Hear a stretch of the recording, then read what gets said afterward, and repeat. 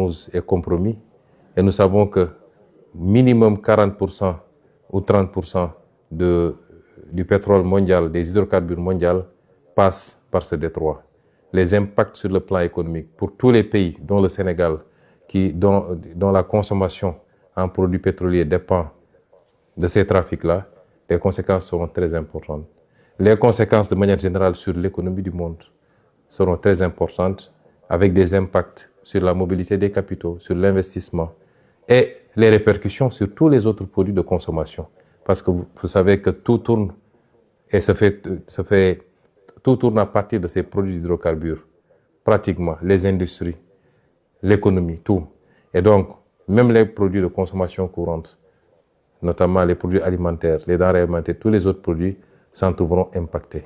Et tout ça par une décision unilatérale d'un pays tout puissant soit-il de déclencher une guerre, de frapper d'autres pays, et c'est déplorable. Mais nous devons faire une analyse géopolitique de ces situations. Ce ne sont pas des situations fortuites. Pas plus tard qu'avant-hier, à l'Assemblée, je vous ai parlé du piège de Thucydide. Je vous en parle depuis pas mal de temps. Je voudrais que nous soyons tous bien conscients de la situation.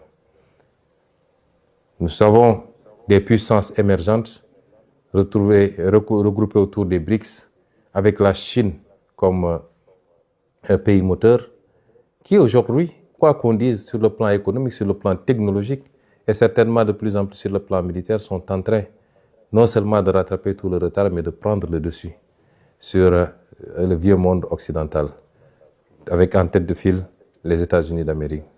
Et tout ce que vous voyez, c'est des réactions de ce pôle, et particulièrement des États-Unis, qui ont peur de perdre cette primauté qu'ils ont eue pendant longtemps, cette domination écrasante sur tout le reste du monde.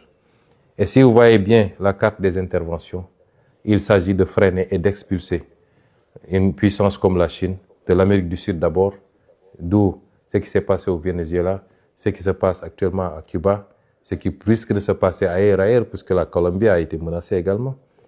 C'est ce qui se passe actuellement au Moyen-Orient, où il faut couper effectivement toutes les connexions de ces pays avec la Chine, avec la Russie et peut-être avec d'autres pays des BRICS, et leur approvisionnement en produits d'hydrocarbures.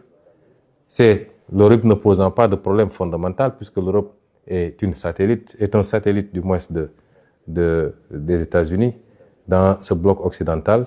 Tout ce qui se passe est une tentative d'isolement d'une puissance montante et de pouvoir après se consacrer particulièrement à cette puissance, soit